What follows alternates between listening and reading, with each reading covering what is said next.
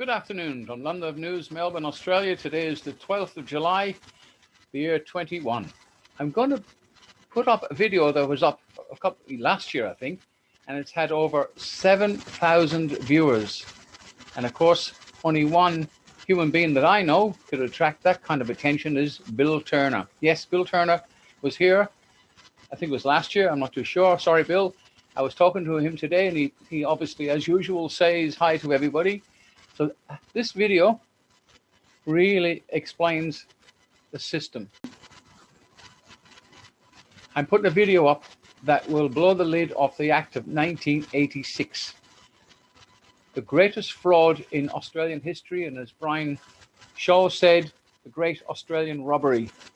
And I've got evidence to prove that it was a fraud. It was a fraud to start with, but now we've got a little bit more. So I'll be putting a video up in the next couple of days with photographs and a little bit of video. And as they say, a man with poor eyesight would see that it was photoshopped. Anyway, this new video will be going up in a couple of days. I've done half it already. But in the meantime, have a look at Bill Turner. It does change the course of history if you want to know what's going on. Bye for now, guy. Information at the back, by the way. Bye for now.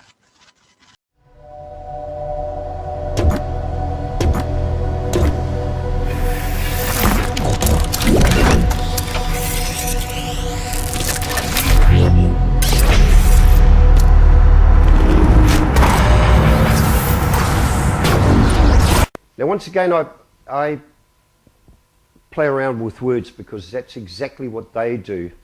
And when you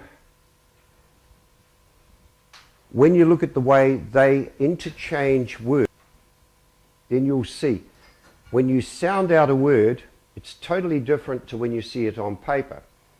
So that's one way that you can spell court, isn't there? Isn't it? So they're probably telling you that you've been caught again, which they do. Okay. Now everything is hidden behind a veneer, a veil. Like just explaining to you before about the crown, I can see the total bewilderment on faces that not a lot of people are getting it, but I'm sure if you go back over these things on YouTube or the presentations and have a look again and start to see that there is a path to get behind the veil or the corporate fiction.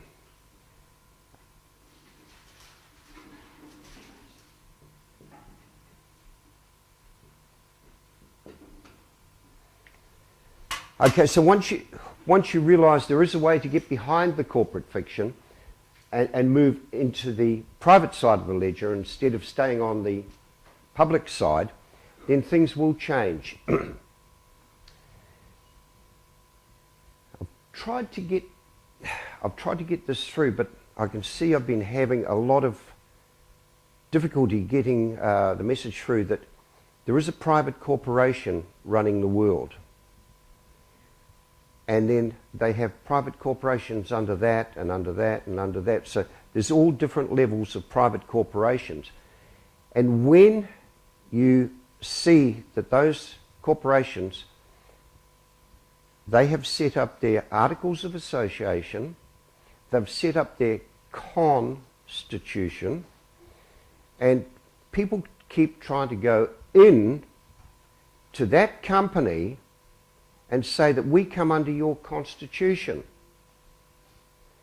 When the penny finally drops, you might start heading in a better direction and realise we cannot come under the constitution of any company.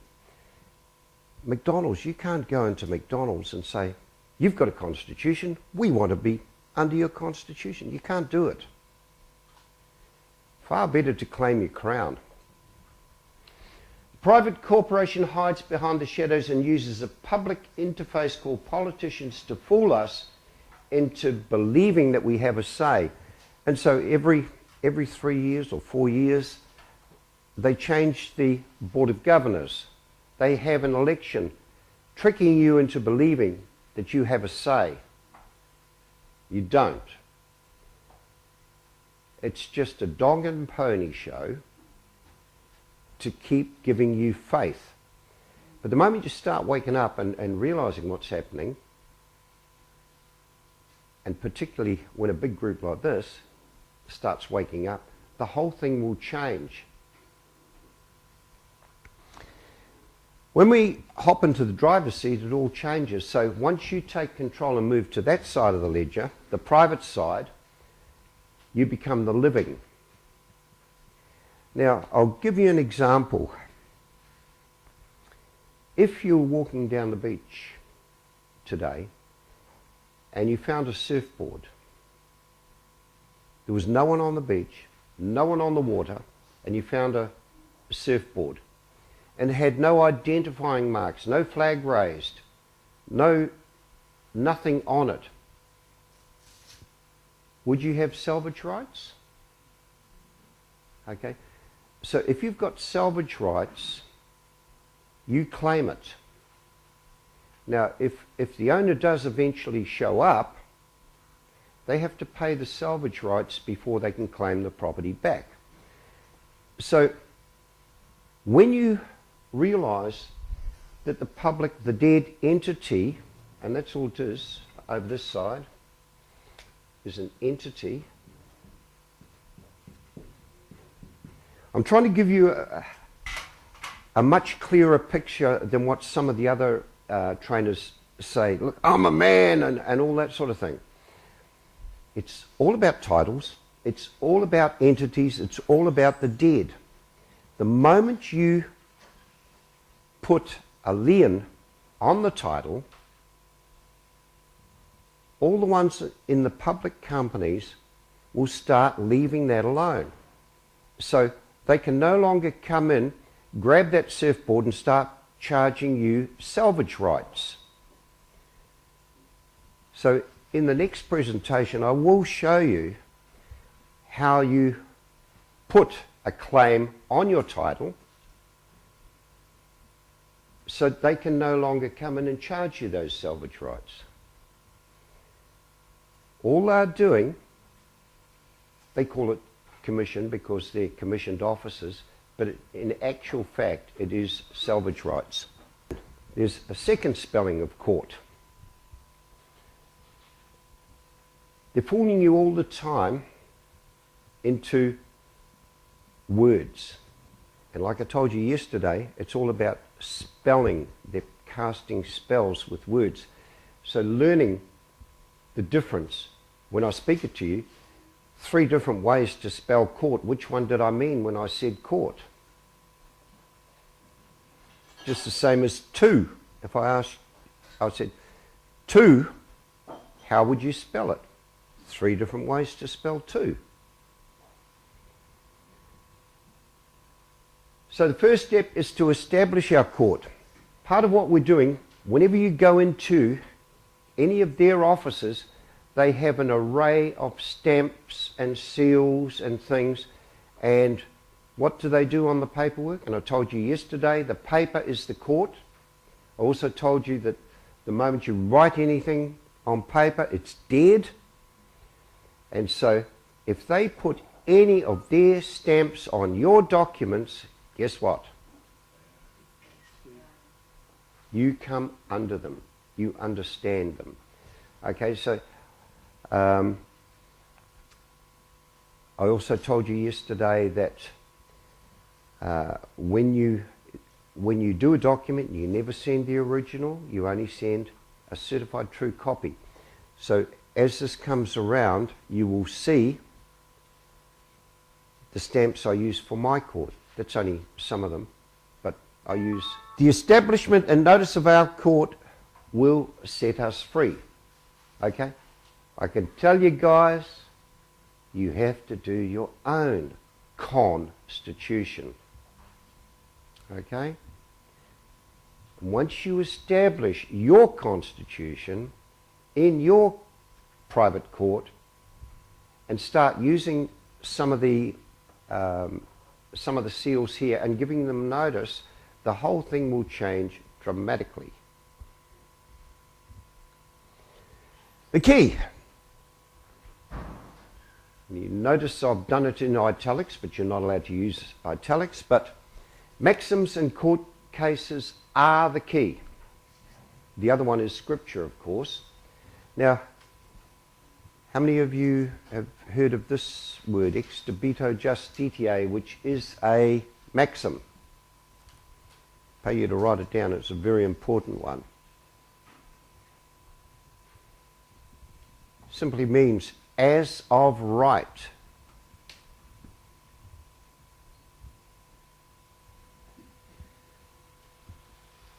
Like I told you yesterday, court cases and maxims are law, not statute, not constitution. They are law. They must be obeyed as long as you put them in the right format. If you put them in the wrong format, once again, you'll come under them. Okay. Also went on at length yesterday about invoking the postal system. The postal system is your seat of government. So when this eventually gets around to you, you will see that I have my Postmaster General stamp there, or seal. Now, every document that you take into any one of their courts or anyone in their system, they've always got a stamp. They've stopped doing it now when you come through customs. You don't get any stamps in your passport, do you? Okay? Once again, they're showing you, because if you actually put your stamp over their stamp, you invalidate them. But you've still got their passports. So yesterday I showed you how you can come under with a certificate of identity, and that certificate of identity is accepted. They know that. They have to accept it. You notify not only their courts, you notify everyone of what you are doing. Because if you don't notify them, and do you think you're going to hear back from them? No, you're not. Everything in their world is secret. So if you're accessing the private side of the ledger, they will quietly go about setting off things in the background. I told you yesterday how they do it for me. I get a notice. They let me know that they can take money, then they let me know that they're going to stop taking money. So, in their system, everything being dead or fiction, they have to create a role for it. They have a role for drivers. They have a role for people who have firearms, not guns. They have different roles for everything. The moment you accept that role, when you accept that role, you then become that, because it allows them to go into their dead entities and start charging the fiction. They're not charging you, they can't. You've stepped up as trustee by hopping in this side.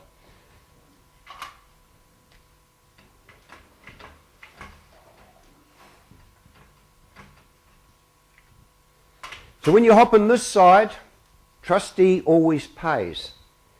It's better to be a beneficiary. Why do you think they put such a hatred against beneficiaries? Because you've accepted the right role. They want to give you a sausage roll, not a bread roll. You know, so don't accept the fiction.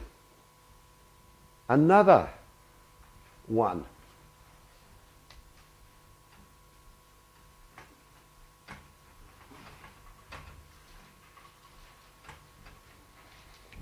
Defendant, the same as plaintiff, they're fictions. But if you accept that role, you're stepping up as trustee. Now they can charge because they're dealing with the dead.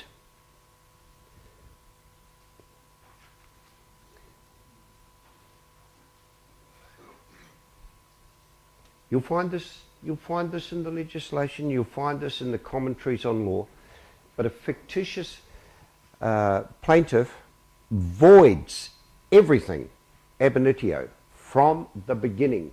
Ab initio is a maxim for from the beginning. Okay, so wake up, guys. The public side is all about dead. The public side is about fictions. So the moment you realize that you're not a fiction, that you're living, you don't go in and say, I'm a man. You're wasting your time. Start learning the intricacies of the system and you'll find you'll get different results. Now, in order to get judgment, our accuser must take the stand. Can a fictitious plaintiff take the stand? Never. It's a piece of paper. Plaintiff is a piece of paper. They put that forward knowing that we don't know our rights. So if we don't know our rights, we don't have any, and we allow everything to proceed. The moment you start asking for the plaintiff to hop on the stand, guess what happens? The whole thing comes tumbling down. So my first question would always be directed at the prosecutor, not the judge. And you guys keep fighting the judge. He's only there as a mediator. He's a good guy. You start asking the questions of the prosecutor, and what happens is the judge will come to your aid because he's bringing a falsehood into the court, and the court must uphold the law. Contrary to what you guys say, oh, he's corrupt and all that. He's not. It's the way you're approaching it, because you've got half-truths and half-facts and you don't know what you're doing in there. The moment you put the heat on the prosecutor, the whole thing changes. The prosecutor is bringing a falsehood, and in equity you must come with clean hands. Ask the prosecutor these things. And if the judge interrupts it, Your Honour, are you willing to be joined? If he jumps in, are you willing to be joined in this to become trustee and pay the thing? Because whoever loses pays the price. So if the plaintiff loses, guess what? He's got to get his checkbook out. Now there are other ways, of course. You can put a bond into the court. As soon as the judge gets paid, case is over. He doesn't care as long as he gets paid. And I've done that. And I'll show you how to do that if you're good children. Only if you're good. The judge needs to be paid. The whole system relies on that. On the judge being paid. Make it simple. Pay him. There are so many different ways that you can do it. So I'm going to show you one. The accuser of being a corporation, they can never ever take the stand. They're false, they're a fiction.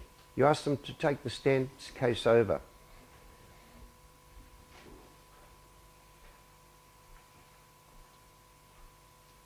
Case over.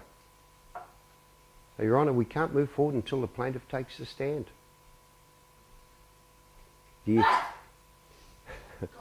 Someone else wants to be on YouTube. Procedure.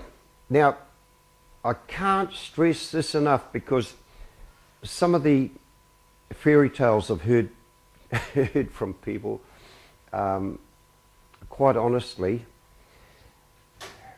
we did this back in 2003, 2004, and you've really got to start lifting the game, because all the information is out there.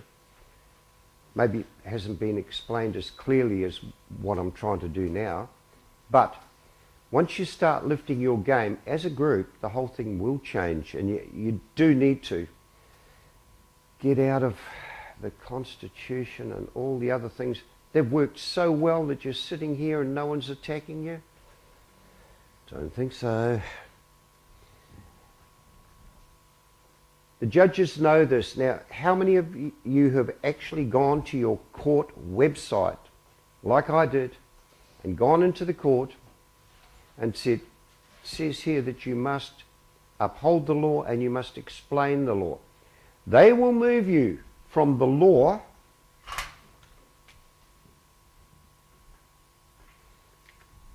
to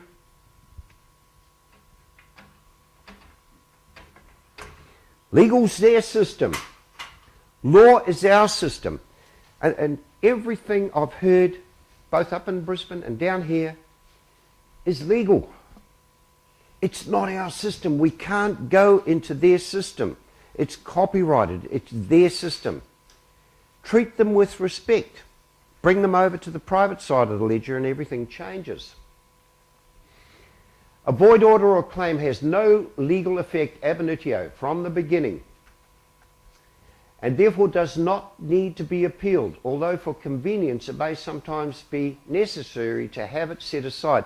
You see, what you guys are doing with your narrow focus, using a telescope to zoom in on one thing, you've never read Lord Denning, who gives you the law. The judges must obey and uphold the law. They tell you that on their website. Lord Denning is one of the best around. So when you start looking at those things, instead of using a telescope to zoom in on something that isn't right, you may find that you start moving forward. Oops. Ex debito justitiae, of or by reason of an obligation of justice. Now, once again, there's another word. They must give us justice. And the courts know that to come into equity, you must have clean hands. The judge is going to come to your aid if you know your rights. So, right here, ex debito justitiae, as a matter of right. So, you can use this process. I'm going to give you a better one. But this is a court case that I did under ex debito justitiae. It automatically throws the court case out. It's a right. And the moment you invoke, can you see all right? Yeah. The moment you invoke this, there's not a lot they can do. Once you've done the court case, then this is the claim. Now, you can't find this form in Australian legislation. So guess what? Under the Trans-Tasman Partnership,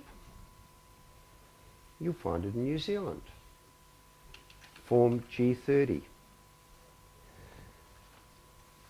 Right. I'm sure there'll be no questions. I explained everything so clearly. Right.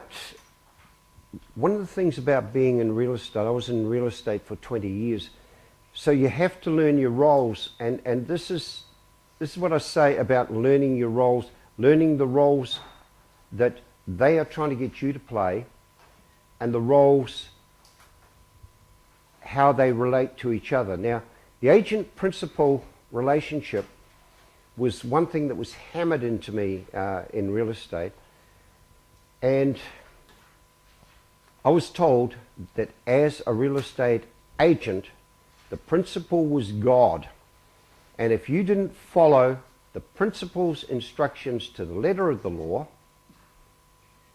then they could sue you. And regularly they do try and sue real estate agents, because whatever they tell us to do, we have to obey.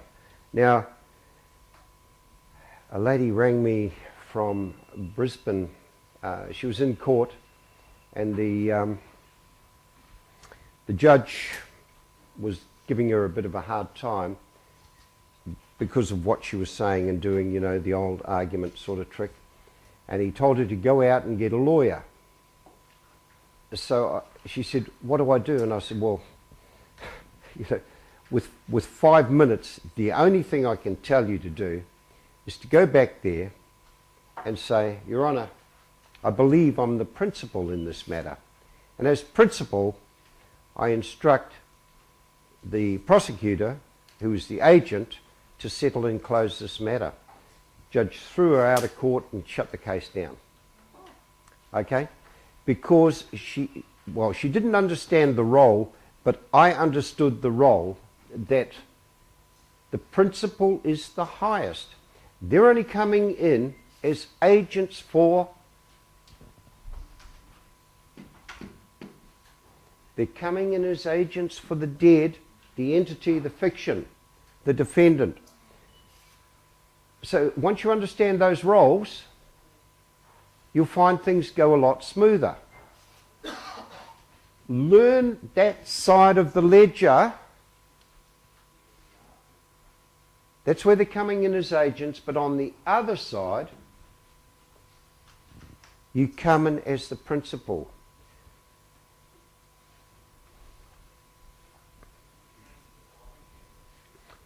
Highest in rank, authority, character, importance, or degree. Most considerable or important.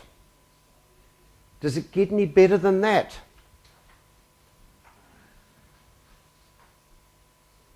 How many people have been into court as the principal, or in any matter as the principal?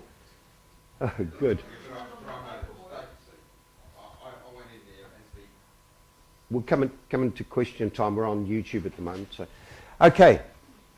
Coming in as principal instead of, I'm a man, or any of that sort of rubbish. You've got to learn the private side of the ledger is the living. They know that. You don't have to reiterate or tell them that.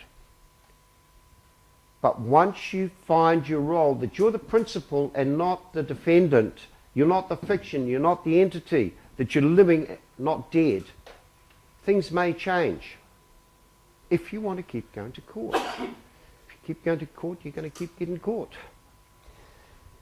The source of authority or right, a superintendent as of a school, we don't need to know that. Okay. The source of authority or right. Principal is the highest that you can get.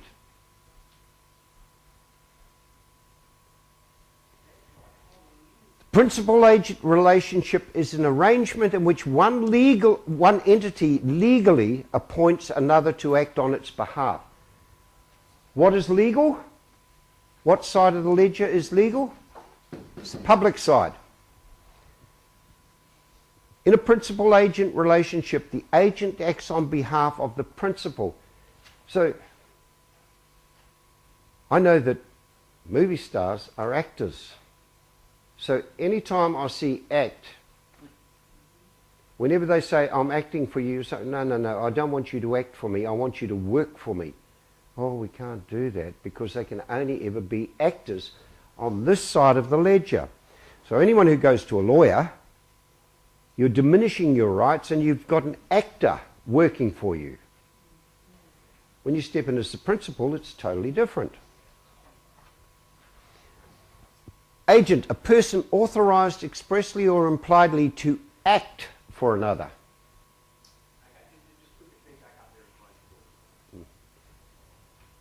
So, to act for another. Who do you think they're acting for?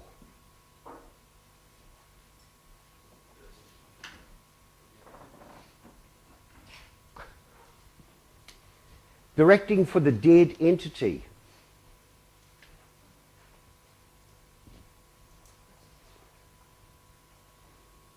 Agent, practice. Now, this one's from Bovier's online. You can get this free. This is freely available. Practice. An agent is an attorney who transacts business of another attorney. The agent owes to his principal the unremitted exertions of his skill and ability. Like I told you, as a real estate agent, we had to. International law. Now, getting above constitutional law, getting above statute or anything like that, the highest is international law. So when you invoke international law, you're coming in at the highest level. International law must be obeyed. You guys are fighting at the lowest possible level and need to come up to a higher level to invoke international law. One who is employed by a prince. Do you think he's claiming his crown there? Agent, contracts, one who undertakes to manage some affairs. But what I really want to get to, because you can go through these later, and if you go and see Melissa, she'll give you all the presentations. But there's one word here which I've highlighted, and this is the most important word that I can give you. It's deed. Now, what you said earlier about the title office, there would also have been an office for deeds. Now, they do not like us making deeds. Deeds are the most powerful. Okay, so when you give them a deed, they're bound by it. I told you the story yesterday about Will and Bill. The bill is created by the Father, and it's only your will that will release the bill. So a deed will do the same thing. Okay, so the deed, by simple writing. We're only simple folk. We do not need to use the legal language of this company. It's good to learn it, but all those other people who go into different languages in their training got no idea. It's a simple. It says here, the authority is created either by deed, by simple writing. You don't need all that other writing that some trainers tell you. It's simple writing.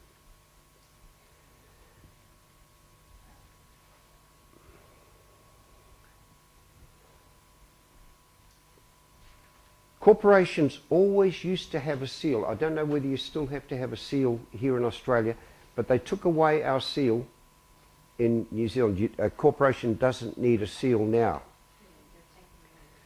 Yeah.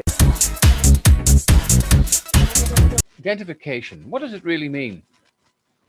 I get a lot of questions. Well, let's look at this one here. Certificate of Identification, and it says diplomat, the photograph. This is just a sample. What are you actually saying here? Well, your given names. This is all these are the names you use. John Michael. The surname in this case is Goodman. Well, Goodman is a deceased estate at law, and that's registered. And anything that's registered, they own. So they own. That's your birth certificate. That's the strawman. All these fancy words for a deceased estate at law. So what you're saying with this identity, you're saying I am a diplomat for the state of Goodman. And I have diplomatic immunity in relation to that because that's a deceased estate at law. And I cannot represent for that deceased estate at law. I can be the principal for that and the beneficiary for that deceased estate at law. But at now time, I am not a person. I am a living man or I am a living woman. So therefore, this is my identification. It's good enough for the Department of Immigration. If one was to lose their passport and they could produce an ID that gives the details, your photograph, your given names, deceased estate family name in brackets, your date of birth, your address as up to date, and the barcode. Now this barcode comes with it. I create a barcode for the ID. I send it by registered post, so that barcode becomes yours forever. It's your barcode. It's your name. It's your identification. And the fact that it's gone through the post, hence Postmaster General, it is registered. So this ID is a lawful ID, and any authority or corporation refusing to accept this are actually breaking the law, lawful and legal law, because that is who you are. You're not trying to mislead anybody. If you were to put a false address in or something, well, and date of birth, well, then it's not a proper ID and you have let yourself down. On the back of the identification here is, I stand under common law. Well, that is the only law. The law of the land is common law, and all the books they have made up on laws all comes from common law. For this claim is with the knowledge. Knowledge is what is truth. With the truth, a fact.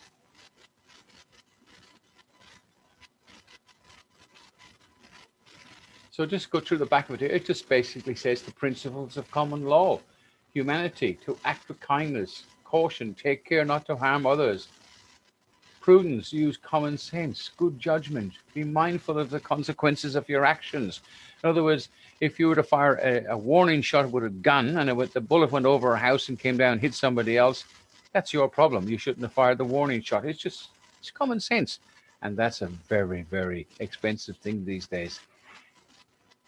Okay, thanks for watching that bit. I hope it helped.